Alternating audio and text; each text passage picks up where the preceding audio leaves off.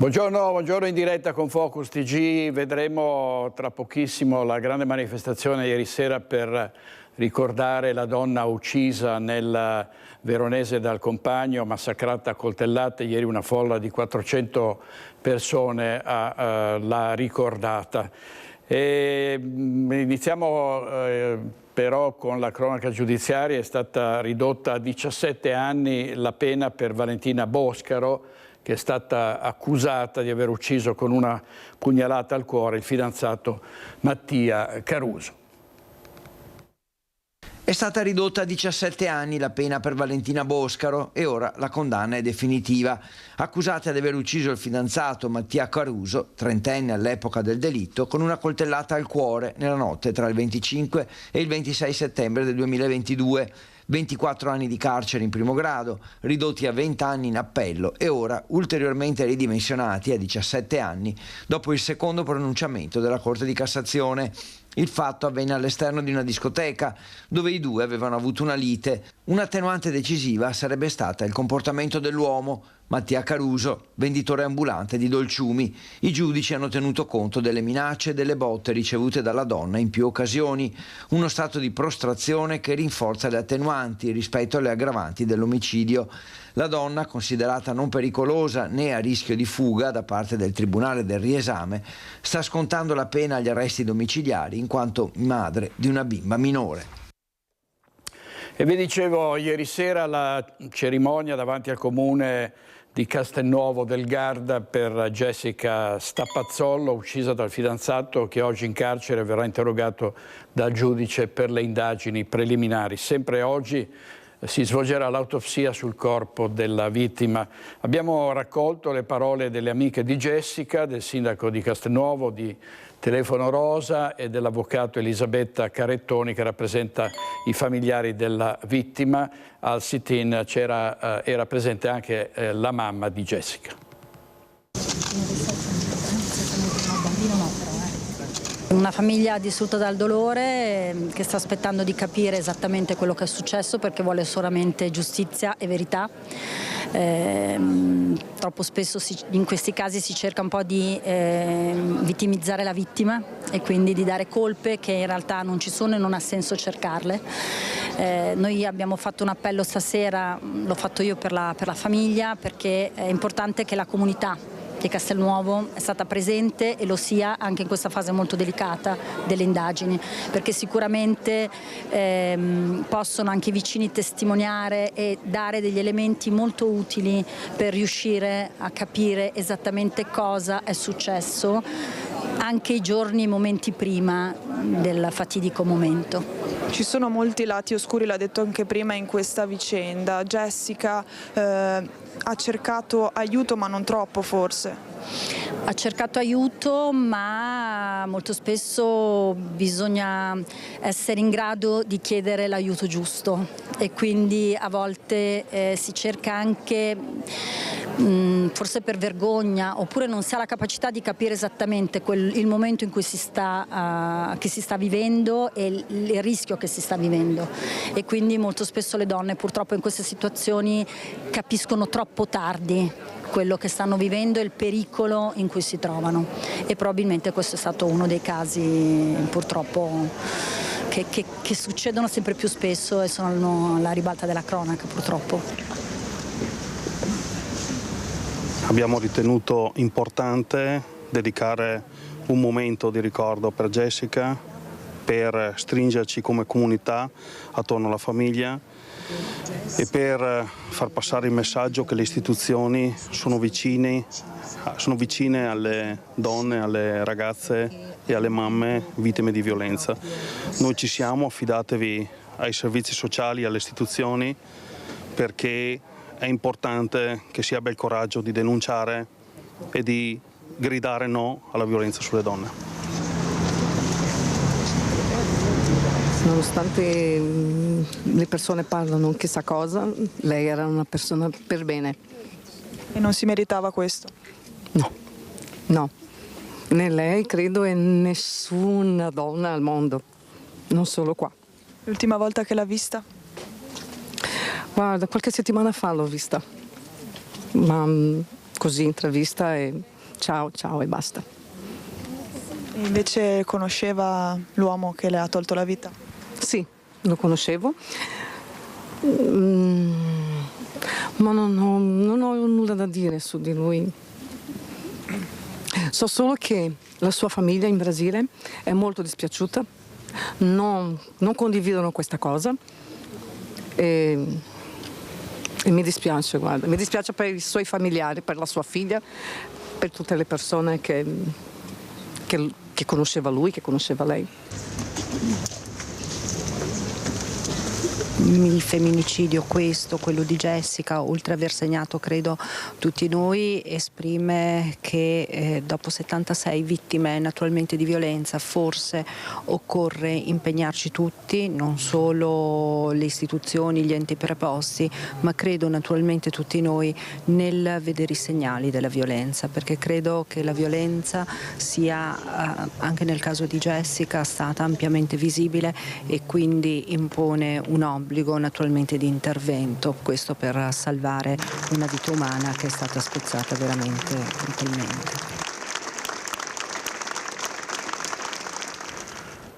Ogni giorno arrivano notizie di maltrattamenti, di violenze nei confronti di donne. Un uomo ha picchiato la compagna mentre si trovava agli arresti domiciliari, la polizia lo ha portato in carcere. E agli arresti domiciliari in seguito a una condanna definitiva per spaccio di droga. Un 40enne nigeriano però, mentre è a casa, picchia la compagna che riporta delle lesioni. I numerosi maltrattamenti inflitti alla donna comportano il peggioramento della condizione detentiva dell'uomo. Per questo la squadra mobile della Questura di Vicenza interviene ed esegue un'ordinanza applicativa della revoca degli arresti domiciliari, accompagnando lo straniero nell'istituto penitenziario di San Pio X a Vicenza. Servizio Carlo Alberto Inghilleri, presentazione in Questura di Treviso a proposito di violenza della iniziativa tra Polizia di Stato e una catena di supermercati per prevenire episodi di violenza di genere. Nella Marca stanno diminuendo le denunce a fronte dell'applicazione di un nuovo provvedimento, l'ammonimento del questore. Nella Marca stanno diminuendo le denunce per violenza alle donne, a confermarlo il dirigente della squadra anticrimine della Questura di Treviso. C'è stata una diminuzione delle denunce in realtà, perché in questo caso l'aspetto importante di cui noi parliamo continuamente è invece l'istanza di ammonimento, che sia per stalking o per violenza domestica. E questo grazie all'applicazione dell'ammonimento del questore, provvedimento che porta direttamente all'imputazione penale se il soggetto individuato ripete l'azione sulla vittima. È passato bene il concetto che c'è uno strumento utile, veloce, agile, immediato per tutelare situazioni quando non sono ancora in una fase di grande gravità, di estrema gravità, ma quando ci sono i primi segnali, perché poi la logica è tutta lì, perché se noi arriviamo quando già ci sono i pestaggi, siamo già in ritardo, per carità, è già materia di provvedimento, ma la logica deve essere quella della prevenzione, cioè di agire quando alcuni atteggiamenti, alcune parole lasciano, preannunciano un'escalation. Prevenzione attraverso una sempre più capillare informazione che passa per luoghi di aggregazione come i supermercati, con strumenti come volantini, ma anche facciate posteriori degli scontrini fiscali. Avete scelto anche il retro dello scontrino, forse perché è più discreto? Sì, è uno strumento sicuramente più discreto, però ovviamente che garantisce, come dire, di entrare in contatto sicuramente con le persone che possono aver bisogno e avere un po' di discrezione, ecco, assicurata, ecco. Però avete messo anche il segnale che va dato con la mano? Sì, abbiamo messo quello, ormai è un segnale, come dire, universale e importantissimo per poter comunicare all'esterno la necessità appunto di attenzione. Ci è sembrato utile poterlo riportare insieme alle altre informazioni appunto per quando si parla di violenza di genere. Andiamo avanti con la cronaca. 3 pescatori che erano affondati con la propria imbarcazione a Venezia sono stati salvati alle prime ore di oggi dai vigili del fuoco. L'intervento è avvenuto alle 2:30 a riva degli Schiavoni, dove i pescatori erano finiti in acqua di fronte all'imbarcadero San Zaccaria. È stato provvidenziale l'intervento dei vigili del fuoco giunti con 2 autopompe e che hanno recuperato i 3 uomini insieme al personale sanitario del suo incendio 1918. La barca è stata poi ancorata su una bricola sott'acqua in attesa del recupero in giornata da parte dei sommozzatori del nucleo regionale del Veneto. In fiamme un silos contenente soia nella Bassa Padovana, un intervento impegnativo per i vigili del fuoco che fortunatamente non ha coinvolto nessuno. Incendios in un silos contenente soia al Consorzio Agrario di Conselve in via Prima Strada. L'allarme è scattato verso le 16:30 di ieri, quando dal deposito si è alzata una colonna di fumo visibile a chilometri di distanza. Prima un intervento dei dipendenti con le dotazioni antincendio aziendali, poi l'arrivo dei vigili del fuoco, intervenuti con 4 mezzi da Piove di Sacco e dal distaccamento di Cavarzere nel Veneziano. Ci sono volute ore per domare il rogo, che fortunatamente non ha coinvolto persone e grazie al lavoro dei pompieri non si è esteso agli altri edifici e alle strutture del complesso. L'area è stata messa in sicurezza e ora i tecnici verificheranno le cause del rogo. C'è stata tensione ieri al Consiglio Comunale di Venezia perché c'era in corso la discussione sull'aumento dei plateatici, però mancava l'assessore Costalonga, è arrivata in ritardo l'assessore Zaccariotto, insomma c'è stato uno scontro tra Lega e Fratelli d'Italia. Andiamo in diretta da Filippo Fois a Venezia. A te Filippo. Sì, buongiorno direttore, buongiorno ai telespettatori di Rete Veneta. Sì, è stato un consiglio comunale ad alta tensione, quello che si è svolto ieri a Ca' Farsetti, poi non se n'è fatto nulla. Noi siamo con Martina Zennaro, che è la portavoce del Comitato Danni da Movida, che sono appunto i proponenti questa petizione di 400 residenti che doveva essere discussa. L'assessore Costalonga non si è presentato in aula, aveva consegnato una lettera da leggere all'Assemblea, alla Presidente del Consiglio Ermelinda Damiano, dicendo che c'erano dei problemi personali che non gli permettevano in quella giornata di partecipare al Consiglio. Le reazioni però, come dicevi, sono state anche da parte della maggioranza, quindi non solo Giuseppe Sacca, che è il capogruppo del Partito Democratico, ha criticato l'assenza dell'assessore, ma anche Maica Canton, che è la capogruppo di Fratelli d'Italia, Giovanni Giusto, che invece è un assessore con delega della Lega. Non si è potuto discutere di questa petizione che si lamenta del fatto che ci siano un po' troppi plateatici qui a Venezia. Sapete che la città ha circa 1500 locali tra bar e ristoranti. I plateatici sono in continuo aumento, vero Zennaro? I plateatici purtroppo sono in continuo aumento perché, numeri alla mano, e mi dispiace contraddire l'assessore Costalonga che dice che non è stato aggiunto niente, perché questi sono dati pubblici forniti dall'ufficio occupazione suolo pubblico, e sono esattamente dal 2022, perciò dopo il Covid, a ottobre 2024, e tra aree pianificate, i cosiddetti pianini, e aree non pianificate sono stati concessi in più 675 metri quadrati che non hanno niente a che vedere col Covid. Diciamo più di mezzo chilometro quadrato in questi 3 anni alla fine. 2 anni, più di mezzo chilometro quadrato di nuovi plateatici a Venezia, che sapete non è una città enorme, però c'è di più. Però c'è di più, nel senso che a quel numero che era ottobre 2024 noi abbiamo fatto l'aggiornamento che prendiamo da ogni conferenza di servizi e poi dalla relativa delibera, e sono ulteriormente 146, ma abbiamo in sospeso delibere da maggio in poi che non hanno più, non è più stato deliberato, addirittura un dicembre 2024 in sospeso. Il conto è questo: siamo a 821 metri quadrati in più. Se verranno deliberati tutti quelli delle precedenti conferenze di servizi, ma speriamo di no e abbiamo una fiducia, 529 in più, e 137 se verranno tutti concessi quelli che sono stati discussi ieri in conferenza di servizi, per un totale di 1487. Abbiamo 1 chilometro quadrato e mezzo. Buone speranze che non tutto venga concesso, perché non solo noi comitato ma anche i consiglieri hanno fatto delle obiezioni a delle situazioni. Dico subito cosa dice l'assessore Costalonga. Dice c'è una legge, che è quella Bersani, che ha liberalizzato tutto, per cui noi non possiamo intervenire in realtà, e dobbiamo prendere atto semplicemente in maniera, dal punto di vista tecnico, se questo plateatico dà fastidio alla circolazione. Se non dà fastidio noi lo dobbiamo concedere. Allora, la legge Bersani Monti del 2012, è un fascicolone molto grosso da leggersi e non ha niente a che vedere con i plateattici, già l'avevamo detto. Tra le varie cose della legge Bersani c'è stata la legalizzazione dell'orario di vendita, perciò i pubblici esercizi potrebbero tenere aperto anche 24 ore al giorno.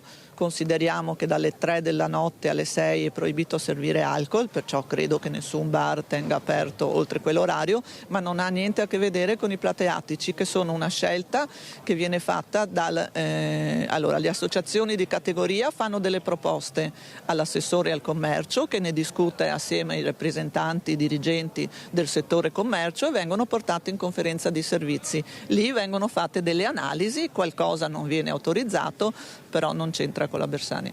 Bene, avremo modo di riapprofondire questo argomento anche con quello che ha detto l'assessore Costalonga. Si è parlato parecchio in questi giorni anche dei tanti esercizi, bisogna dire, che non seguono le regole, che hanno ampliato i plateattici pur non avendone il diritto. Su questo bisogna sottolineare che l'assessore Costalonga ha rimarcato il fatto che lui è assessore al commercio e non alla polizia locale. Chi ha la delega alla sicurezza è il sindaco di Venezia, Luigi Brugnaro. Direi che per ora da Venezia è tutto. Direttore, io ti restituirei la linea. Grazie a Filippo Fois e a Simone Merlo per la parte tecnica. Restiamo a Venezia. Filippo Fois citava il sindaco Brugnaro, che è intervenuto in maniera molto forte sul caso di Beatrice Venezzi, che è stata contestata dagli orchestrali per essere stata nominata alla guida della direzione musicale del Gran Teatro La Fenice. Brugnaro dice anche in questa intervista con Lorenzo Maier che non si torna indietro, che non devono essere altri che non il sovrintendente a prendere queste decisioni, che non vanno ovviamente messe in discussione. Sentiamo l'intervista a Brugnaro. Abbiamo un po' di problemi, Gestione Venezia, sindaco. Questo è uno di quelli, continueremo ad affrontare con l'idea del dialogo. Chiaramente cercherò di parlare con singoli musicisti, con singoli operatori, per capire perché non vogliono dare neanche una possibilità a una persona di 35 anni, insomma, senza neanche mai averla sentita. Dopo l'inaugurazione del ponte galleggiante che collega le fondamenta nuove al cimitero di San Michele, il sindaco di Venezia Luigi Brugnaro, che è anche presidente della Fondazione Gran Teatro La Fenice, è tornato a parlare diffusamente della questione ormai di rilevanza nazionale circa la nomina da parte del sovrintendente Nicola Colabianchi di Beatrice Venezzi a direttrice musicale. Quando La Fenice è bruciata, io sono stato uno dei pochi a tirare fuori i soldi, sempre parlare di Schei, ma ci servono i soldi per suonare, servono i soldi per dargli assegni, per dargli stipendi, eccetera. Hanno fatto sciopero la prima, è già il secondo anno che succede. Tanto abbiamo perso un incasso. La Fenice era un luogo popolare, mia nonna metteva a parte i soldini e portava mio papà, partivano da Zellarino a piedi quel tempo per venire a vedere alloggione La Fenice. La Fenice è un luogo del popolo, insomma, non può essere che gli orchestrali decidano, o qualcuno degli orchestrali decide chi è il loro direttore. Non esiste una roba del genere. Io dico, ma si è sempre fatto così, se cambia. E poi c'è il pubblico che decide. Se questa, come dicono loro, non sa fare, la fischieremo, ma dovete dargli l'opportunità, ma se no saremo un paese di vecchi. E poi gente che ha paura, non possiamo avere paura di una persona che non hai neanche mai visto. Cioè, la Venezia deve venire a Venezia, l'importante è capire con che metodo, in che modo questi qui possono cominciare a collaborare, capire. Non esiste che accetteremo nessuna prepotenza, insomma, continuano a fare sciopero, se devono fare questo, se lo scontro è quello che pensano che funzioni. Io credo che non serva al teatro, e il teatro è di tutti, non è solo di chi ci lavora, insomma, per cui nell'interesse di chi ci lavora io chiedo che la cosa migliore sia il dialogo. È una vicenda surreale quella di Beatrice Venezzi, con gli orchestrali che si oppongono, non la vogliono, è una vicenda senza precedenti, si perdono gli incassi, se si andrà avanti così perderanno gli stipendi anche gli orchestrali, perché il muro contro muro non serve a niente. Ha perfettamente ragione il sindaco Brugnaro, almeno la si metta alla prova, almeno si dimostri che è un incapace, è una persona che ha un curriculum di concerti a livello internazionale in tutto il mondo e che ha tutte le carte in regola per ricoprire questo ruolo. Quindi seguiremo questa vicenda. Alla fine resteranno senza paga anche gli orchestrali e così saranno contenti anche loro. Andiamo adesso a Treviso, perché c'è la notte di Halloween. Ovviamente si temono potrebbero esserci problemi in queste circostanze. Allora è stata aumentata la sorveglianza da parte della polizia locale. Andiamo in diretta da Marta Marangon, che vedo con il vice sindaco di Treviso Alessandro Manera. A te Marta. Sì, buongiorno direttore, a te e ai telespettatori che ci stanno seguendo da casa. Siamo a Cassugana, sede del comune di Treviso, con il vice sindaco Alessandro Manera. Quella che sta per arrivare è una notte sicuramente tra quelle considerate calde in città, perché si stanno organizzando molte manifestazioni proprio per consentire uno svolgimento tranquillo di quelle che sono le festicciole organizzate per i bambini, ma poi anche le feste, diciamo, per i più grandi, che purtroppo in passato hanno visto anche degli atti vandalici e delle violenze in città. La polizia locale ha predisposto un meccanismo di ulteriori controlli in città e anche nei quartieri. Vice sindaco Manera, come vi siete quindi organizzati? La polizia locale sicuramente farà dei presidi fissi e qualcuno anche mobile per evitare, diciamo, che questa, che è una festa pagana ma è entrata negli usi e costumi anche dei trevigiani, non diventi assolutamente un momento di degenerazione, perché le feste devono rimanere feste come tali, e dobbiamo preservare anche l'incolumità e la sicurezza dei bambini che vanno a fare dolcetto e scherzetto all'interno delle case. C'è poi una prevenzione ai reati predatori, è un altro dato importante, perché vorremmo evitare che con la festa qualcuno ne approfittasse magari per entrare in casa o fare danni o rubare, insomma fare tutto quello che non va fatto normalmente, ma il momento della festa può essere un momento di distrazione per tutti, e quindi noi ci stiamo organizzando e la polizia locale sicuramente farà come sempre il proprio dovere. Ecco, magari anche approfittando dei travestimenti che vanno tanto tra i ragazzi, qualche testa calda si potrebbe anche inserire. Sì, potrebbe inserirsi. Noi cerchiamo di dire sempre che il buon senso è alla base di qualsiasi festa, per quanto la polizia locale possa fare l'appello, che dovrebbe essere la normalità, è di tenerla come festa e non trasformarla in qualcosa di diverso, e soprattutto se si beve di non mettersi alla guida, perché poi non ci si può lamentare che magari la patente viene lasciata alla polizia locale, e soprattutto si mette a rischio la propria sicurezza e quella degli altri, quindi evitiamo di metterci alla guida se si è bevuti, perché i limiti valgono stasera come tutte le altre sere. Il momento di festa non lascia fuori quelle che sono le normali responsabilità delle persone. Ecco perché naturalmente una degli altri fronti che vedrà impegnate questa sera le pattuglie della polizia locale è proprio quella di controllo sulle strade, sia in città che nelle principali direttrici, visto che saranno parecchie le persone che affluiranno a Treviso e poi ritorneranno nei vari paesi limitrofi una volta terminate le feste. Quindi il principio è proprio quello di cercare di evitare che si verifichino incidenti sulle strade, come purtroppo accaduto anche l'anno scorso. Sì, questo dobbiamo veramente evitarlo. Teniamo conto, noi siamo un comune capoluogo e quindi abbiamo un afflusso di tantissime persone che vengono dagli altri comuni e quindi ci devono tornare chiaramente per tornare a casa.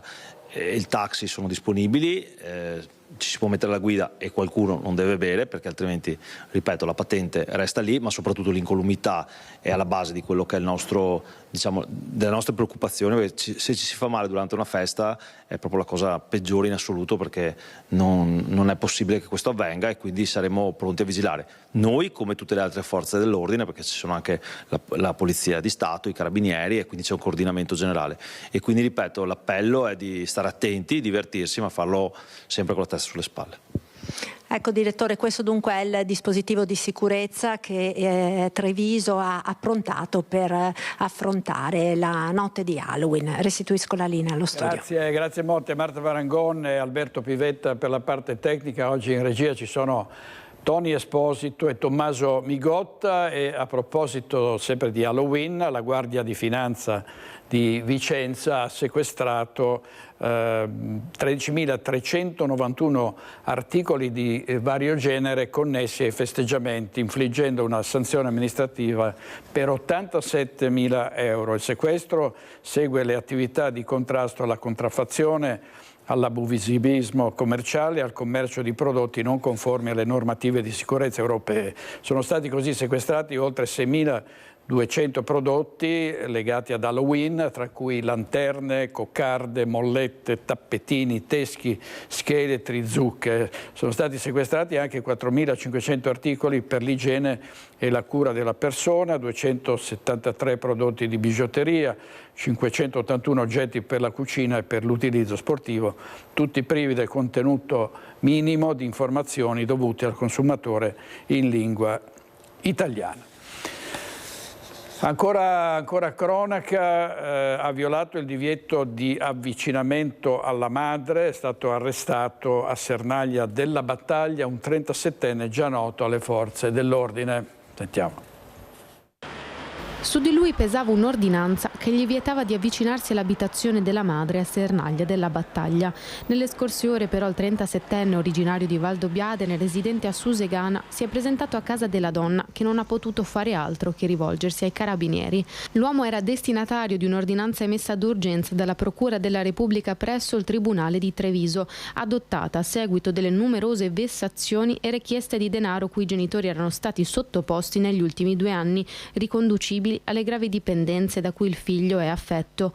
Le condotte persecutorie erano proseguite anche dopo la recente morte del padre, avvenuta nei mesi scorsi, con un progressivo aggravamento della situazione familiare. Il 37enne è stato arrestato dai militari del nucleo operativo della compagnia di Conegliano. L'uomo era già noto alle forze dell'ordine. Incidenti stradali, lo scontro all'alba tra 3 auto lungo la Postumia nel comune di San Martino di Lupari. Incidente questa mattina alle prime ore del giorno verso le 5:50 lungo la strada regionale 53 all'altezza del comune di San Martino di Lupari. 3 i veicoli coinvolti, 2 le persone rimaste ferite. Una donna è stata estratta dalle lamiere per essere affidata al personale sanitario del SUEM 118. Anche il secondo ferito, uscito da solo dal mezzo, è stato stabilizzato sul posto e trasferito in ospedale. Sul posto sono intervenute anche le forze dell'ordine per i rilievi e la gestione del traffico. L'intervento dei vigili del fuoco si è concluso poco dopo le 7 di mattina. Dopo i primi accertamenti al pronto soccorso di Cittadella, i contusi sono stati dichiarati non in pericolo di vita. Come da prassi, i coinvolti sono stati sottoposti ad accertamenti clinici per valutarne lo stato psicofisico al momento dell'impatto. Tra le cause al vaglio dei carabinieri che stanno indagando non si escludono l'eccessiva velocità, ma anche una manovra azzardata. Servizio di Francesco Rattai, è uno scontro tra 2 mezzi a San Giorgio in Bosco nell'Alta Padovana, è rimasto ferito l'autista dell'auto. Incidente verso le 15:30 di ieri in via Kennedy a San Giorgio in Bosco, scontro tra un mezzo pesante e un'auto, ferito l'autista 64enne dell'autovettura. Sul posto la squadra del distaccamento di Cittadella dei Vigili del Fuoco per mettere in sicurezza i mezzi, mentre il ferito era già fuori dall'automobile. L'uomo è stato assistito dal personale del SUEM 118 ed è stato trasportato in ospedale non in pericolo di vita. Illeso invece l'autista del camion. Intervenuti sul posto anche gli agenti della polizia locale per regolare il traffico e accertare le cause del sinistro. Vedete un titolo del Gazzettino con una notizia che è uscita poco fa. Cerco i 3 immigrati eroi dell'autobus, meritano un premio. L'appello di un bancario di Caorle. L'autista, ho cercato di evitare l'impatto, Elia ed Enrico, studenti premiati con un encomio. È un titolo che riguarda l'incidente avvenuto ieri a Piavon di Oderzo, uno scontro violentissimo tra un SUV guidato da un 85enne e un bus con a bordo degli studenti che sono rimasti feriti. E non ci sarà l'autopsia sull'anziano di 85 anni, la dinamica secondo gli inquirenti è chiarissima e quindi non si rendono necessari altri accertamenti. Nei prossimi giorni sarà resa nota la data dei funerali della vittima. Non ci sarà nessuna autopsia sul corpo di Germano De Luca, l'85enne di Fregona, che l'altra mattina ha perso la vita nel tragico incidente avvenuto a Piavondi Oderzo, lungo Via Maggiore.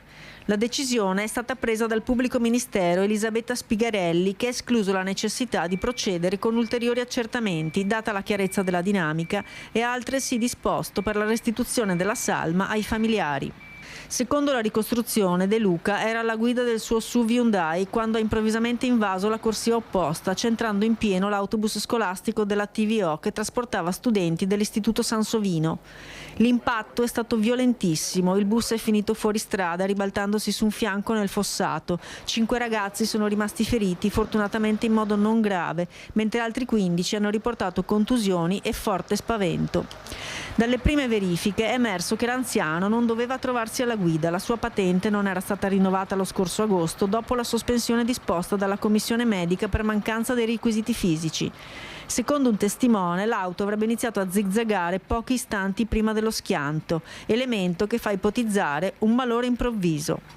De Luca, che viveva solo ed era seguito da un amministratore di sostegno, il sindaco del paese, ha preso l'auto utilizzando una copia delle chiavi originali. Pare fosse diretto a San Donà per far visita a un'amica di 90 anni con la quale aveva una relazione. Tra i feriti, tra cui l'autista del mezzo che ha salvato gli studenti sterzando prontamente, le conseguenze fisiche e psicologiche sono ancora ben lontane dall'essere rimarginate e solo il tempo potrà calmare lo stato di shock in cui versano ancora molti di loro. Questa è la cronaca dei fatti e poi resta aperta la questione della sicurezza in questa zona, in questa arteria stradale. Si corre troppo, dicono i residenti. È una strada pericolosa questa? Molto pericolosa, qua tutti non rispettano i limiti, corrono, siamo stati dei vigili a avvisare, ci hanno detto che qua non c'è competenza del comune ma della polizia stradale, ci hanno detto tante cose ma risultati non ne abbiamo avuti. Qua corrono moto e macchine, una cosa è molto pericoloso uscire di casa qua. Mentre si chiude, senza ulteriori accertamenti giudiziari, la vicenda che ha coinvolto l'auto guidata da Germano De Luca e il bus di studenti che procedeva in Via Maggiore a Piavondi Oderzo, si aprono, o meglio restano, gli interrogativi legati alla pericolosità della strada provinciale dove è avvenuto lo scontro. In sostanza, un lungo rettilineo che gli automobilisti usano come una pista da corsa. È una strada molto trafficata e non ci sono limiti. Anche se c'è i 70 orari non li guarda nessuno. La linea continua e tutti sorpassano. Un po' una pista? Una specie di pista, sì. Dico, questa è una strada che si muore ogni tanto, 2 o 3 volte all'anno. È una strada non pericolosa, è una pista qua. Uscire di casa addirittura è diventato un problema per i residenti della zona perché non sanno mai cosa possono trovarsi di fronte. Auto lanciate o sorpassi azzardati sono all'ordine del giorno, come il costante superamento dei limiti di velocità. Tutto considerato, resta il piccolo sollievo della tragedia solo sfiorata, ma i provvedimenti per ridurre la velocità di quel tratto andranno di sicuro ripensati dall'amministrazione. Se ci sono i 70 orari si va a 80, 90, 100, se ci sono i 50 si va a 80 e è il mondo d'oggi che è così. Calcolando che c'era un pulmino di ragazzi, diciamo che è andata bene, insomma, dai. Andiamo in diretta adesso a Maserà da Federico Fusetti, dal nostro operatore Sandro Ponchio, per il delitto di Isabella Noventa, alla tabaccaia Manuela Cacco coinvolta nel piano per l'omicidio della Noventa è stata concessa la semilibertà. Vedo Federico Fusetti in compagnia del fratello della vittima. A te Federico. Buongiorno direttore, buongiorno ai telespettatori. Si è riassunto ovviamente bene la vicenda, parliamo di febbraio 2024 quando fu uccisa Isabella Noventa e insomma riapriamo questa pagina dolorosa con Paolo Noventa, col fratello che ringraziamo, perché Emanuela Cacco, condannata a 16 anni e 10 mesi, ha ottenuto la semilibertà. La domanda è ovvia, insomma, come si sente? Me l'aspettavo perché già da tempo sapevo che iniziava ad avere qualche permesso, che l'accetto perché vabbè la legge è questa, però non l'accetto bene, nel senso che qui sconti su sconti, sta persona ha organizzato 15 giorni prima un omicidio, ha ammazzato mia sorella e dopo meno di 10 anni è già in giro per le strade. Questo purtroppo in Italia succede così, negli Stati Uniti in certi stati c'è la pena di morte, noi scontiamo, diamo sconti, purtroppo accetto così di buon ordine sta cosa. È comunque un riaprire una pagina dolorosa.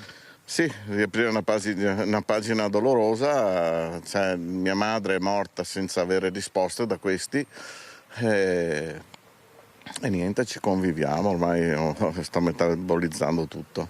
Rimane il grande rammarico di non aver mai trovato il corpo di sua sorella, ovviamente. Ormai il corpo di mia sorella ce l'ho nel cuore e purtroppo non è stata data la risposta a mia madre, a me va bene così. Grazie a Paolo Noventa per la sua disponibilità, direttore. Io e Sandro Ponchio ti restituiamo la linea. Grazie Federico, grazie e grazie al fratello di Isabella Noventa, Paolo. Come sapete sono in carcere i fratelli Sorgato, c'è il giallo sulla scomparsa del corpo di Isabella Noventa che non è mai stato ritrovato e la mamma aveva chiesto inutilmente di sapere almeno dove fosse stata sepolta. Andiamo da Luisa Bertini e voltiamo pagina, parliamo di sicurezza stradale. Anche in questo caso la Marosticana è una strada pericolosa, è una strada che ha un record di incidenti e di morti e si sta facendo di tutto per renderla più sicura. A te Luisa. Sì, buongiorno direttore, buongiorno ai nostri telespettatori, sono in compagnia con l'assessore alla mobilità Cristiano Spiller, siamo in strada Marosticana che come anticipavi è una strada considerata su Vicenza ma anche sul tratto che riguarda Due Ville particolarmente pericolosa anche per un bilancio di decessi che sono avvenuti in quest'anno che parla di 4 morti appunto tra i tratti compresi tra i due comuni.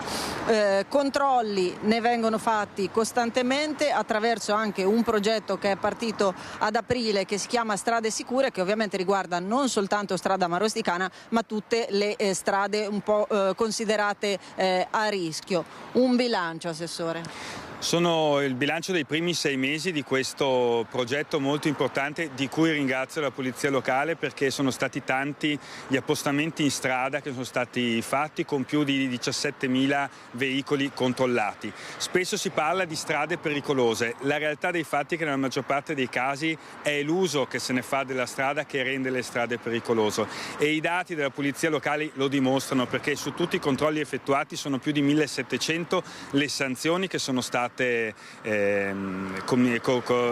verificate dalla Polizia Locale e tutte hanno una diretta o indiretta implicazione sulla sicurezza delle persone che usano la strada. Quindi un pattugliamento molto importante che sicuramente i cittadini hanno visto. Tra l'altro i dati hanno dimostrato che strada Marosticana insieme alla Riviera Berca, insieme a Viale Trieste sono le 3 strade cittadine dove è maggiore il tasso di violazioni. Quindi a parità di auto, veicoli fermati sono queste 3 le strade dove i comportamenti scorretti sono in numero maggiore, quindi strade sicuramente da monitorare e sulla quale andremo anche a intervenire con un progetto che finanzieremo entro la fine di quest'anno su strada Marosticana per rendere la strada più sicura anche con inserimenti di infrastrutture utili a ridurre le velocità. Ecco, strada in cui al momento non si può di fatto controllare la velocità, in cui voi avete rilevato però tante sanzioni anche particolari, mi riferisco a chi guida senza mai aver ottenuto la patente? Sì, è incredibile come sia impossibile anche su strade con questo tasso di incidentalità fare dei veri controlli sulla velocità dei veicoli ed è altrettanto incredibile che lo Stato non ci permetta di fare controlli che garantiscono la sicurezza dei cittadini. Detto questo, i dati alcuni sono maggiori ancora per incredulità da parte mia quando li ho letti. Partiamo per esempio dal numero di persone che sono state sanzionate per la mancanza dell'uso delle cinture di sicurezza. Sono 242 le sanzioni emesse per questa infrazione, che non genera una pericolosità sugli altri utenti della strada, ma sulla persona stessa che usa il veicolo. Quindi manca ancora forse un senso di autotutela oltre che di tutela degli altri utenti della strada. Ben 35 i conducenti in cui si è verificata l'assenza totale del titolo per guidare un'auto, quindi 35 persone che non avevano mai conseguito la patente e che ciò nonostante guidavano un veicolo sulle strade della città. Oppure quasi 100 le sanzioni con anche ritiro temporaneo della patente per uso del cellulare alla guida. Uso del cellulare che viene anche, anzi tutti questi pattugliamenti vengono anche, vorrei sottolinearlo, anche con autocivetta in borghese, e quindi invito davvero i cittadini quando si mettono alla guida a rispettare le norme, prima di tutto per tutelare la sicurezza loro e degli altri utenti della strada, ma anche perché i controlli ci sono tanti e anche imprevedibili. Ecco, l'avete sentito, questo è un po' stato il bilancio dei controlli, quello che sarà poi messo in campo dall'amministrazione per rendere il più sicura possibile una strada che viene considerata pericolosa. Io ringrazio l'assessore per essere stato con noi. La linea può tornare allo studio. Grazie a Luisa Bertini, a Simone Squarcina, il nostro operatore. Incidenti ancora, non si riesce a fermare questa strage sull'asfalto ad Aviano, lungo via Wasserman. Ha perso la vita Laura Marcolin, 45 anni, sconvolta la comunità avianese. Ennesima vita spezzata sulla strada, la vittima è la 45enne Laura Marcolin. Il dramma si è consumato lungo via Wasserman, la strada che collega Marsure con San Martino di Campagna ad Aviano. Un tratto di campagna buio e senza segnaletica, percorso ogni giorno da molti residenti per evitare le arterie più trafficate. È lì che la tragedia ha spezzato una vita e scosso un'intera comunità. Erano da poco passate le 17:30 quando Laura Marcolin, 45 anni, a bordo della sua Lancia Y blu, ha perso il controllo del veicolo. Secondo una prima ricostruzione, l'auto sarebbe uscita di strada, ribaltandosi e finendo nella boscaglia lato careggiata. Poi, in un drammatico susseguirsi di eventi, sarebbe rientrata sulla strada proprio mentre sopraggiungeva un SUV Nissan. L'impatto è stato violentissimo, con una serie di carambole che non hanno lasciato scampo alla donna. Il corpo di Laura è stato infatti sbalzato fuori dall'abitacolo.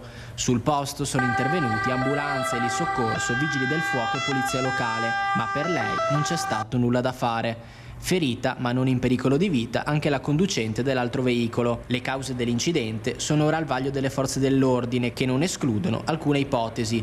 Tra le possibilità anche quella di un improvviso attraversamento di un animale, considerata la zona rurale e la scarsa illuminazione del tratto. Ancora oggi, lungo via Wasserman, la scena del dramma è impressa nella strada. A lato careggiata si notano pezzi di lamiera contorta, vetri, un tappettino, una scarpa, un pacchetto di sigarette. Sull'asfalto, invece, i segni dei rilievi della polizia locale, i punti in cui le due auto si sono urtate. Poco più in là, nella boscaglia, resti della carrozzeria della Y, frammenti che sembrano raccontare da soli la violenza dell'impatto. Oggi Aviano è in lutto per la scomparsa di una donna molto conosciuta e stimata, sorella del consigliere comunale Guerrino Marcolin. Ho anche apprezzato anche molto, insomma, come effettivamente la comunità si è stretta attorno a questo tragico evento. Personalmente mi riguardo in duplice veste, naturalmente in primis come amico di Guerrino, della famiglia, naturalmente Loris, la mamma anche fortunata, e naturalmente Laura stessa, un'amicizia e una vicinanza familiare che ci lega da lungo tempo.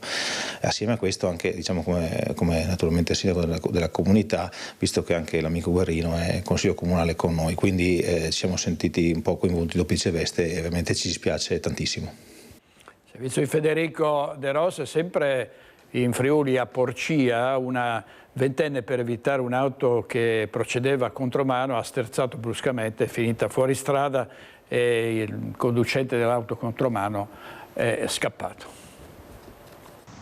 Tragedia sfiorata all'incrocio di Via Repolla a Porcia, dove una ventenne originaria di Prata di Pordenone si è trovata improvvisamente davanti un'auto che procedeva contromano proprio all'altezza dell'ingresso dell'autostrada.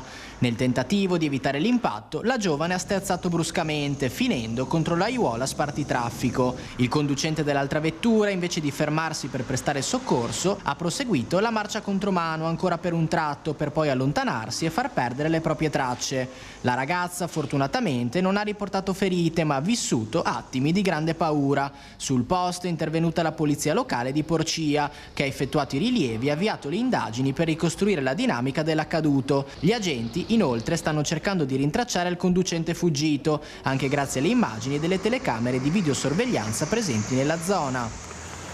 Una notizia dalla prima pagina del giornale di Vicenza: un camion cisterna si è scontrato con un furgone ad Asiago e la statale del Costo è attualmente bloccata. Passiamo ai furti, anche qui non facciamo che parlarne, che raccontare di quanto i ladri fanno purtroppo in tante abitazioni. Una banda di professionisti ha preso di mira un'abitazione e anche la trattoria Bronto Mauro in via Martiri della Libertà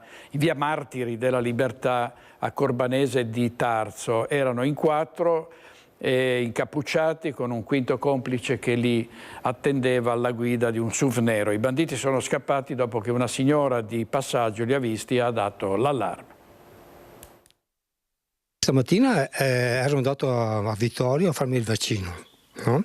E mi ha chiamato mio cognato Pippo e mi ha detto: guarda che ci sono i ladri a casa tua. È passata una signora e ha visto 4 persone incappucciati così, che però se entravano di qua, e poi mio cognato è andato di sopra e ha visto che la porta qui di sopra era rotta. Ladri ancora in azione e nemmeno all'imbrunire. Stavolta hanno colpito di mattina Corbanese di Tarso in via Martiri della Libertà, nel centro del paese. I malviventi sono entrati nell'abitazione della famiglia Foltran mettendo a soqquadro le stanze da letto. Da 2 ore che sto sistemando perché c'è il disastro qui. Il disastro, da lavorare tutta la giornata. Cassetti aperti, armadi svuotati, biancherie, abiti e calzature sparsi ovunque. I ladri, che evidentemente cercavano oro e denaro, sono rimasti però a mani vuote. Non ci hanno rubato niente, ci hanno solo fatto danni. Siccome che già l'anno scorso mi avevano fatto, diciamo, stesso periodo di oggi, mi avevano rubato un braccialetto d'oro e monete e perciò io a casa non tengo più niente. Forse proprio per questo i ladri sono scesi ed hanno tentato un secondo colpo scassinando la finestra del ristorante Bronto Mauro. È a questo punto che sono stati scoperti. Non ho toccato niente. La trattoria si vede, siccome che è passata una signora e ha visto questi 4 persone qui, non so se lei gli ha detto cosa fanno o che, poi è andata di qua che c'è panificio e gli ha detto: guarda che stanno rubando le 4 persone che vogliono entrare. Sul posto sono arrivati i carabinieri che ora conducono le indagini. Per Ivo Foltran, rientrato a Corbanese 3 anni fa, dopo 40 anni di lavoro in Germania, resta oltre ai danni l'amarezza per il secondo colpo in un anno, per di più in un orario che mai si sarebbe aspettato. 10:30, 11, passano proprio in prima, non si fanno problemi, tanto se li prendono non vi fanno niente, perciò. Sul posto anche il sindaco Boff, che non nasconde lo sconcerto per la sfrontatezza dei ladri. Di entrare in un'abitazione e tra l'altro con la luce, in pieno centro paese, quindi con la gente che passa, e poi, da come mi diceva anche il signor Foltran, organizzati, perché poi appena hanno visto che qualcuno poteva aver visto qualcosa c'era già un SUV che li veniva a prendere, li portava via, e quindi dietro sembra esserci anche una certa organizzazione. Tanto continuano le aggressioni al personale sanitario. 2 infermiere del CSM della Maddalena sono rimaste ferite ieri mattina. L'episodio si aggiunge all'aggressione dell'altra sera da parte di un richiedente asilo al pronto soccorso di Catinare. Qui siamo a Trieste, vediamo. Nuove aggressioni al personale sanitario. In questa foto gli effetti, solo quelli materiali, dell'episodio di ieri al centro di salute mentale della Maddalena, dove verso mezzogiorno un paziente ha dato improvvisamente in escandescenze, rovesciando sedie mobili e ferendo 2 infermiere che hanno dovuto ricorrere alle cure dei colleghi del pronto soccorso. A riferirlo è il segretario del sindacato FIALS Potočnik. È di 7 giorni la prognosi per le 2 operatrici, per le quali sono state aperte 2 procedure di infortunio, con ripercussioni anche sulle attività e l'assistenza agli altri utenti. Oltre alle lesioni fisiche riportate, sottolinea il sindacalista, è anche il lato psicologico che influisce sui professionisti, perché sul loro posto di lavoro non si sentono più sicuri. Questo episodio si aggiunge all'aggressione con minacce da parte di un giovane richiedente asilo al personale Sogit e del pronto soccorso di Cattinara. Il 18enne pakistano Ayaz Adnan, ospite di ICS, è stato fermato in piazza Goldoni martedì sera dopo una rissa e poi, in stato di ubriachezza, si è reso protagonista di una serata di follia, al termine della quale è stato arrestato ma rilasciato poche ore dopo.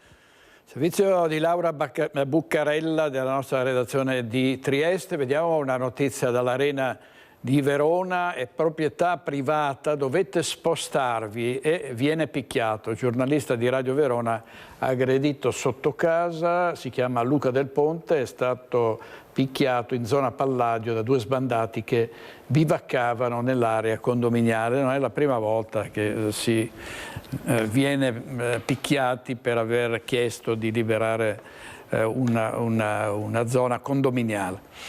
Un appalto fittizio nelle campagne del Prosecco a Valdobbiadene, è stato condannato un imprenditore vitivinicolo di 40 anni. È tuttora indagato per appalto illecito l'imprenditore vitivinicolo 40enne di Valdobbiadene coinvolto nell'inchiesta della Guardia di Finanza di Conegliano sui lavori di raccolta delle uve del Prosecco di OCG. L'accusa è arrivata dopo mesi di indagini che avevano rivelato irregolarità nei contratti e nell'impiego dei lavoratori. L'indagine era partita durante la vendemmia del 2025, quando i finanzieri avevano scoperto 20 braccianti al lavoro in un vigneto a Valdobbiadene. Tra questi 13 erano completamente in nero e un altro privo di permesso di soggiorno. Il contratto stipulato con una ditta di Zenson di Piave, gestita da un 30enne di origine pakistana, si è rivelato dunque fittizio. Mancava l'autonomia organizzativa dell'appaltatore, elemento essenziale previsto dalla legge. Servizio di Heidi Kaliman, vediamo gli avvistamenti dei lupi, continuano a scendere a valle i lupi, questa volta nella frazione di Vallonara di Marostica. Ormai è la normalità. I lupi selvatici attraversano abitualmente le strade dei centri urbani, come da tempo abbiamo documentato. Ora succede di incrociare degli esemplari anche sulle strisce pedonali.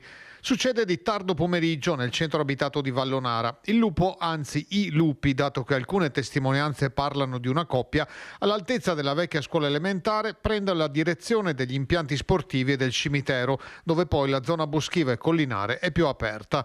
I predatori, verosimilmente alla ricerca di cibo, si stavano spostando dal sentiero che costeggia il torrente Longhella senza curarsi troppo del traffico presente in strada e dei diversi veicoli in transito. Dei lupi poi si è persa velocemente traccia e non è possibile escludere che si tratti di quelli già avvistati altrove, nelle vicinanze. Per gli abitanti la convivenza è un fatto ormai difficilmente controllabile, specie ora che la stagione fredda si avvicina e le giornate sono sempre più corte. La presenza di lupi è di fatto stabilizzata, ma questa non è certo una rassicurazione. E i lupi, ma anche gli sciacalli, una coppia di sciacalli dorati nel vigneto dell'abitazione della famiglia Battistuzzi a Vittorio Veneto, la sorpresa nelle immagini della fototrappola. Singolare sorpresa nelle immagini riprese dalla fototrappola installata nel giardino della famiglia Battistuzzi a Vittorio Veneto. Siamo sulla strada che da Serravalle porta al santuario di Sant'Augusta. Tra i filari della vigna adiacente all'abitazione si vede una coppia di animali, in un primo momento scambiati per 2 lupi. Come quasi tutte le mattine troviamo qualche sorpresa di qualche animale, dai cinghiali a cervi, a caprioli, tassi e volpi, ma questa mattina è stata un filmato ben diverso dal solito.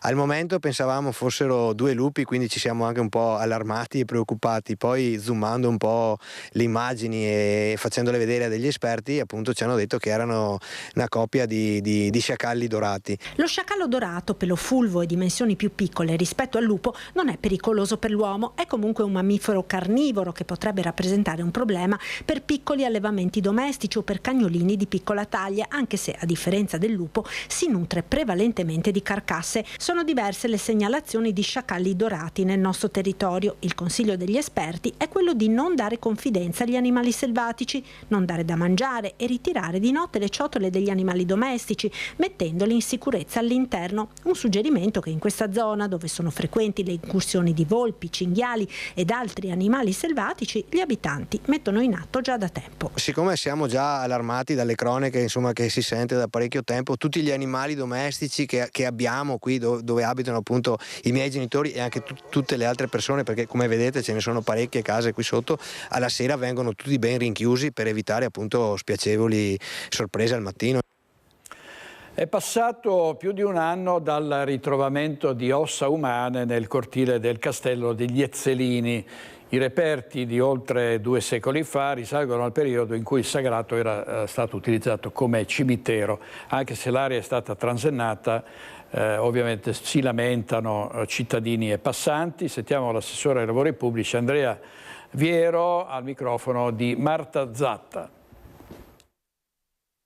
Si continua il mistero dello sradicamento di un cipresso che ha riportato alla luce ossa umane. Ci troviamo davanti al castello degli Ezzelini e ormai da un anno e mezzo la caduta dell'albero ha riportato alla luce queste ossa che sono ancora in parte visibili. Sono in compagnia dell'assessore Andrea Viero, assessore ai lavori pubblici del comune di Bassano. Assessore, insomma, è passato parecchio tempo e come vediamo alle nostre spalle le ossa sono ancora visibili. Sì, diciamo che c'è stato un cantiere aperto 1 anno e mezzo, per un periodo abbiamo coperti quelli che erano questi resti umani che erano visibili, poi c'è stato autorizzato ovviamente la rimozione del cipresso che aveva un'altezza notevole, copriva quasi metà del sagrato della chiesa. È chiaro che insomma poi ci siamo attivati con i canali quali Soprintendenza e ULSS per la rimozione delle ossa e soprattutto per la datazione dei reperti. Assessore, questa sera, ma insomma anche siamo vicini alle feste natalizie e qui verranno allestiti dei mercatini, comunque la gente verrà, insomma, vedrà le ossa. Qual è il prossimo passo? Beh, diciamo che i reperti, quelli più importanti, sono stati tutti rimossi, è vero c'è ancora qualche residuo. Io credo che già dalla settimana prossima sia possibile per noi procedere con i ripristini, però questo ovviamente va fatto con l'autorizzazione della Soprintendenza, che in questo momento è quella che sta eseguendo tutte le indagini stratigrafiche. All'inizio c'è stata una prima fase di uno scavo di circa mezzo metro per poi procedere oltre il 1,5 metri proprio per cercare di capire la composizione stratigrafica del luogo. Sì, possiamo dire che comunque i tempi sono stati abbastanza lunghi. Beh, diciamo che insomma qualche disagio effettivamente c'è stato, soprattutto nella fase iniziale dove poi c'erano i reperti che erano esposti. Ecco, quindi in attesa che queste ossa vengano insomma portate via dalla piazza, noi ovviamente seguiremo ancora la vicenda. Da Castello degli Ezzelini è tutto, a voi la linea. Grazie Marta Zatta. Dopo oltre 30 anni il Teatro Comunale Politeama di Marostica riapre il sipario e la città si candida ad essere città di festival.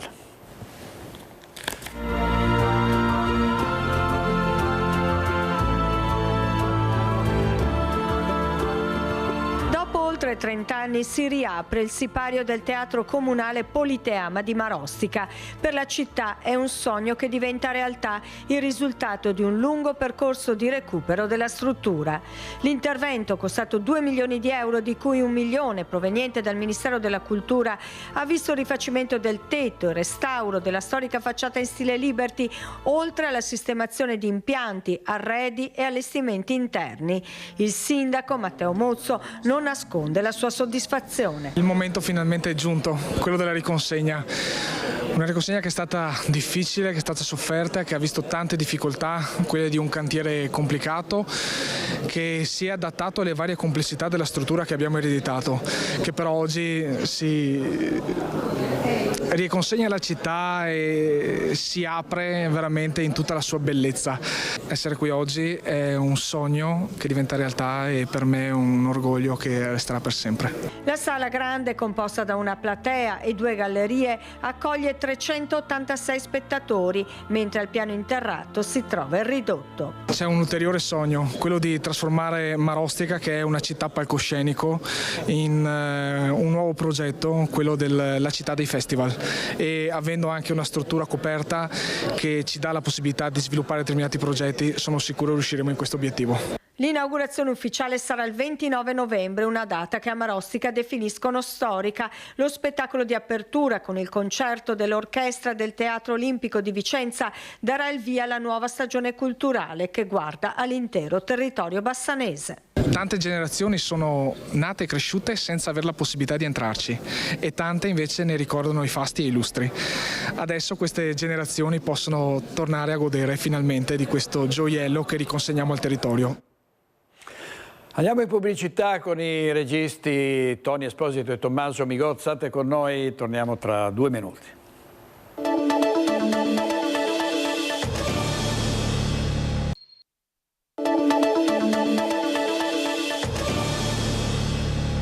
Nuovo in diretta con Focus TG e guarda caso riprendiamo dai furti, ce ne sono a decine ogni giorno. Questo è un furto in casa dell'ex candidato sindaco di Vittorio Veneto.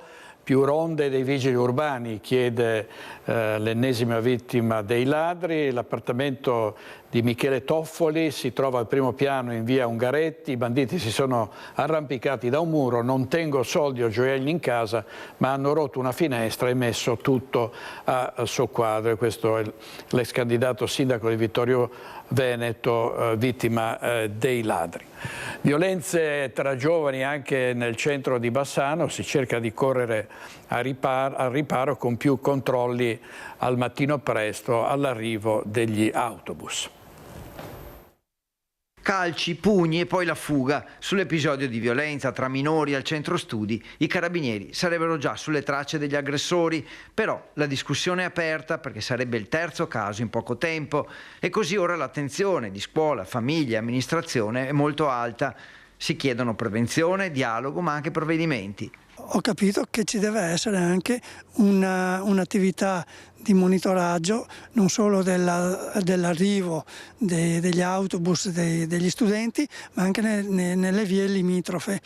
Insisto nel dire che si tratta di minori che non vanno a scuola e che cercano di arrivare al centro studi per lanciare messaggi criminali di spaccio. Oltre alle indagini dei carabinieri, l'amministrazione annuncia la presenza della polizia locale al mattino presto, quando gli studenti arrivano a centinaia con gli autobus, coinvolto il comitato genitori. I genitori dialoghino con i loro figli perché queste realtà si fa presto a subirle, ma si fa ancora prima a scoprirle. A breve il Comitato Provinciale per l'Ordine e la Sicurezza si svolgerà a Bassano. Si parlerà anche di questi episodi. Nell'ultimo caso, per fortuna, la vittima non ha taciuto. Ha provveduto con i propri genitori a sporgere denuncia e i soggetti sono stati identificati. Questo io lo vedo come un segnale per cercare di dimostrare che c'è la legge del più forte. In realtà il più forte è l'istituzione. Dicevamo l'altro giorno a proposito dei furti che i ladri usano i droni e quindi i residenti delle zone più colpite guardano anche verso l'alto, però a Semonzo, a Borso del Grappa, guardano verso l'alto i residenti non per i droni ma per i parapendisti. Vediamo perché. La voce del paese, si chiama così il comitato di cittadini di Borso del Grappa, nato in queste ore attorno a una questione che si sta ingigantendo in fretta: i parapendii che portano turismo, denaro ma anche disagi per i residenti che hanno deciso di far sentire la loro voce. Ci sono tante domande ma poche risposte. Quando si creano le domande le risposte vengono sempre accantonate. Ormai 30 anni che subiamo, gli anni passati erano anche vivibili, adesso è diventato una cosa invivibile. Troppo spesso i parapendii cadono nei giardini privati, con il proprietario che deve correre a casa trovando danni ai tetti o alle piante e i responsabili già fuggiti. Ottenere un risarcimento diventa impossibile. I piloti sono assicurati ma irrintracciabili, oltre alla paura che i bambini che giocano in giardino vengano colpiti. Noi lavoratori che praticamente lavoriamo dal lunedì al venerdì, spesso ci tocca venire a casa da lavoro perché il vicino ti chiama e ti dice guarda che hai un parapendino incastrato nel tetto, e vieni a casa e non trovi più nessuno. Praticamente se sono disimpigliati salendo su piante, alberi, tetti con scale, e discastrano la vela e saltano e le recinzioni della proprietà privata e praticamente vieni a casa e non trovo più nessuno. Altre volte i parapendii cadono sulla linea dell'alta tensione, ecco altri danni economici. A volte succede che cadono anche sui fili dell'alta tensione, e chi ci rimette sono sempre le ditte di Semonzo e Borso e Grappa, che metalmeccaniche nel settore plastico restano praticamente giornate senza corrente. Infine i problemi con il SUEM. Quello di Crespano deve garantire il soccorso sanitario a 5 comunità, ma spesso, dicono i residenti, è impegnato con i piloti precipitati. E loro sono là per garantire un servizio, e però il problema è che quando succede come venerdì scorso che sono arrivate 2 ambulanze, un elicottero, e realmente un cittadino di Semonzo, Borso, Crespano o Sant'Eulalia ha bisogno, ci sono i soccorsi impegnati principalmente per il volo libero. Dopo la fondazione, pochi giorni fa, ora si punta a una massiccia raccolta firme per presentarsi poi alle istituzioni e chiedere risposte. Servizio di Federico Fusetti. Dolomiti Bus, e qui andiamo nel bellunese, fa il punto sul servizio di trasporto a chiamata, detto Trillo. I risultati sono buoni, il monitoraggio è costante, il numero di passeggeri è aumentato. Dal 1° novembre un mezzo in più a servizio della tratta servita dalla linea Lilla. Sentiamo Tiziana Bolognani. Oltre 46.000 passeggeri da gennaio a ottobre, una media di 184 al giorno, 800 nuovi percorsi in più e valutazione più che positiva, 4,6 su 5 alla fine di ogni viaggio. Con questi numeri Dolomiti Bus traccia il bilancio di Trillo, il servizio di trasporto a chiamata che da sperimentale è diventato ormai collaudato, sottoposto a monitoraggio quotidiano e, com'è nelle cose, perfettibile sempre. Tutto perfettibile, io ritengo, almeno dalle analisi che facciamo, il servizio Trillo, come tutto il resto, è soggetto ad un monitoraggio continuo rispetto a dei software che sono dei software di alta gamma. Siamo contenti del servizio da quando è iniziato fino ad oggi. Ripeto, era una questione anche un po' di mentalità e di cultura, inserire un servizio a chiamata. Deve essere per giocoforza un servizio flessibile. Le critiche, lo sappiamo, non sono mancate sin dall'avvio della sperimentazione del servizio a giugno 2024, ma piano piano gli aggiustamenti sono arrivati puntuali. Tra le questioni più rilevanti quella che riguarda il tempo della prenotazione, che da 2 ore è passato a mezz'ora, il posticipo del servizio, oggi attivo fino alle 20:30, l'aggiunta di un mezzo a Belluno e di un altro dal 1° novembre sulla tratta servita dalla linea Lilla. I mezzi saranno 8, erano 6 prima, sono aumentati a 7 da settembre e ora saranno 8, per cercare appunto di aumentare, visto che tra l'altro Belluno devo dire che è un comune che recepisce molto bene questo servizio, e quindi l'aumento sta proprio in questa direzione, no? Quello di cercare di far contento il territorio con un servizio a chiamata che non solo migliora sempre più, ma dà anche più possibilità. L'avvio del servizio di trasporto a chiamata ha consentito di dare una nuova possibilità di mobilità diversa ai cittadini che risiedono a Belluno, dove ci sono più auto che parcheggi. Stiamo lavorando perché il servizio vada sempre a migliorare. È possibile migliorare perché è chiaro che tutto è migliorabile, bisogna avere un attimo di pazienza, sicuramente i numeri danno ragione a questo servizio nuovo, innovativo, e perciò credo che questa è la strada maestra per andare a risolvere i problemi che si creano. Ad oggi non ci sono i presupposti per il ripristino della linea Lilla e la comunicazione sarà data ai sottoscrittori della petizione popolare, pronta ad approdare in Consiglio Comunale. Non si risolvono i problemi andando a sparare, come dico, sulla Croce Rossa proprio per motivi solo esclusivamente ideologici. Bisogna avere un attimo di tranquillità. Sappiamo che il bellunese è un conservatore. Prima del Trillo avevamo quasi un 28% in meno di trasporto. Perché? Perché non c'erano gli autisti. Il turismo è un cardine dell'economia del Veneto, anche Treviso è visitatissima e in ogni caso si è voluto fare un'indagine con un campione di commercianti. Sentiamo i risultati.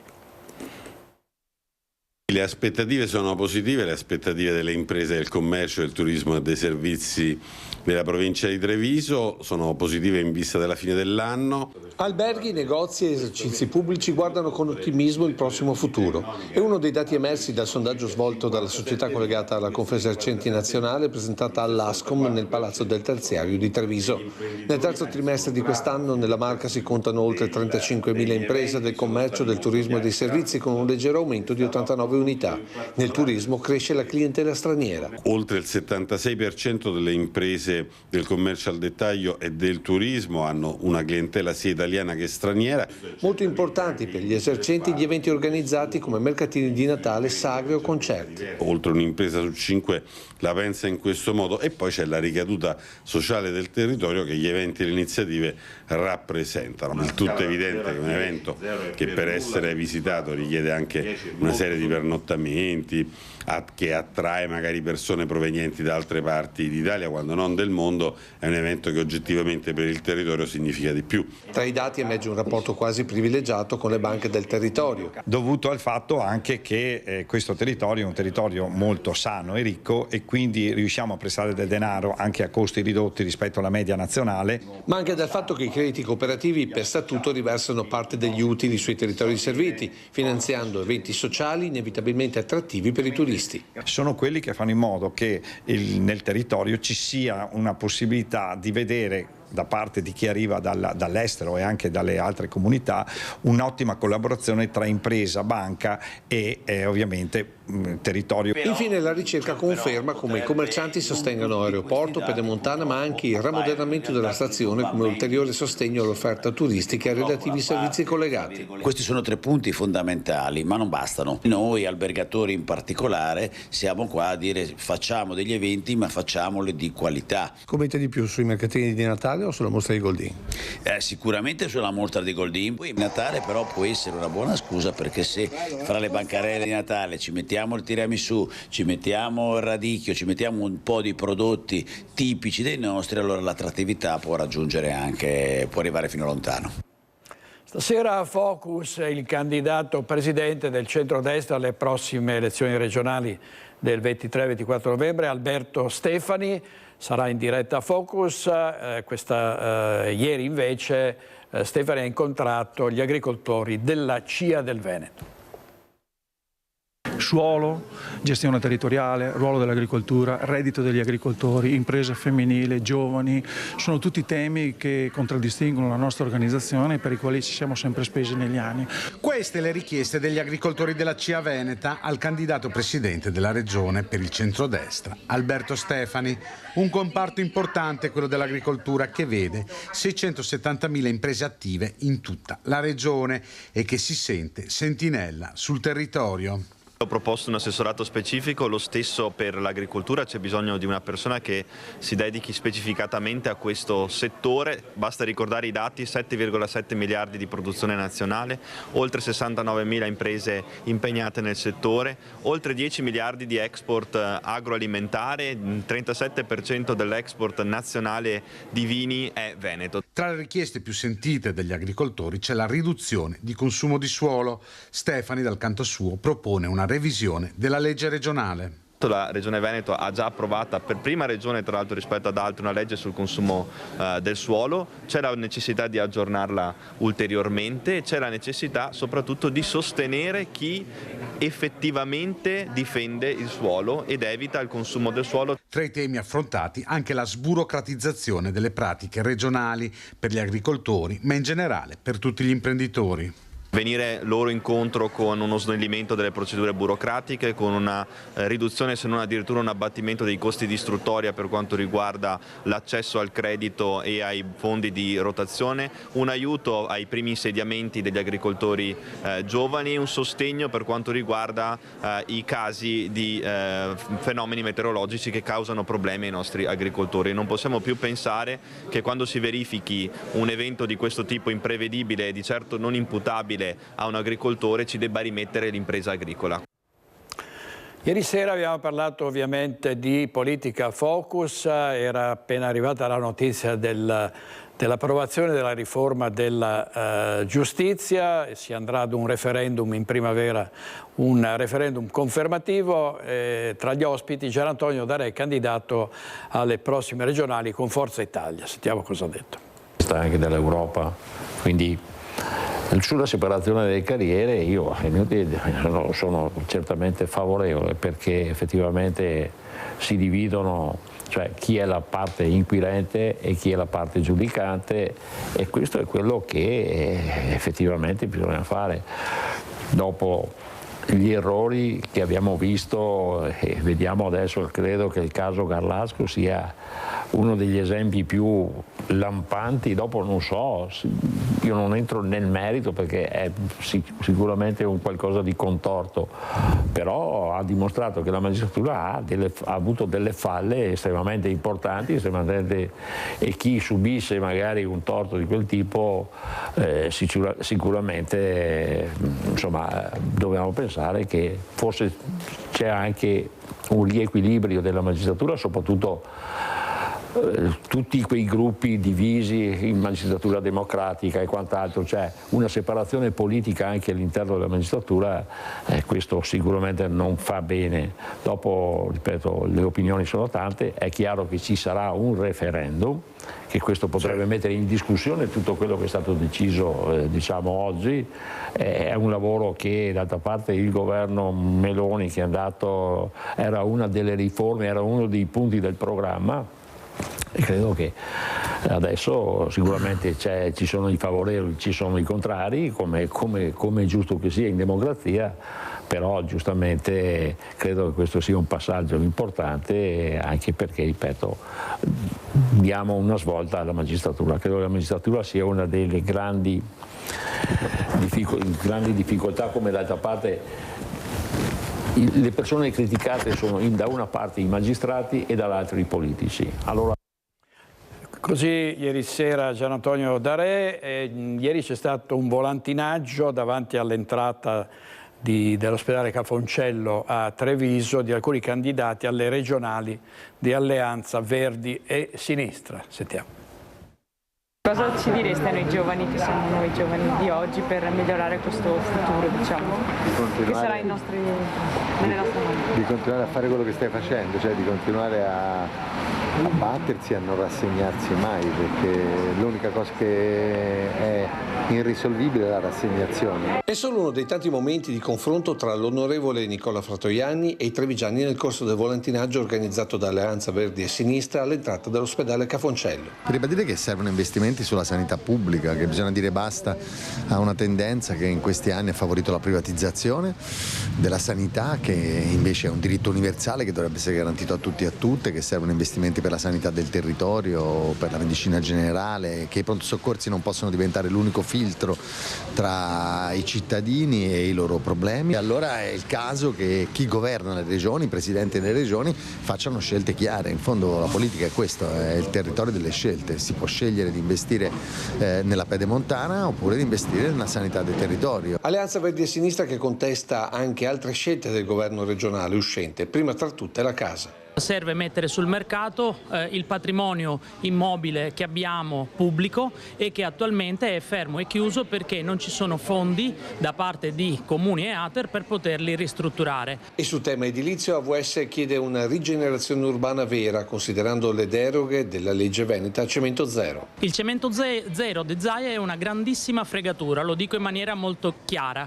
La Regione si è riservata 18.000 ettari ancora edificabili, ancora cementificabili, e inoltre la legge prevede 18 diverse deroghe, quindi si può togliere dal calcolo del consumo di suolo tutte le grandi opere, le strade, le autostrade, le superstrade, quanto già approvato nei diversi piani, quindi insomma è una legge fregatura. Per AVS l'attenzione del prossimo governo regionale deve concentrarsi anche sulla tutela del lavoro. In Veneto in questi ultimi anni abbiamo avuto purtroppo un triste primato, la maglia nera per infortuni sul lavoro, abbiamo avuto una crescita di più del del 100% delle morti sul lavoro. Quindi noi tra le prime cose che faremo è sicuramente quella di raddoppiare, se non triplicare, gli organici SPISAL per aumentare i controlli, perché i lavoratori e le lavoratrici devono lavorare in sicurezza e con salari dignitosi, con il rispetto appunto dei diritti sul lavoro. Andiamo in pubblicità e torniamo subito.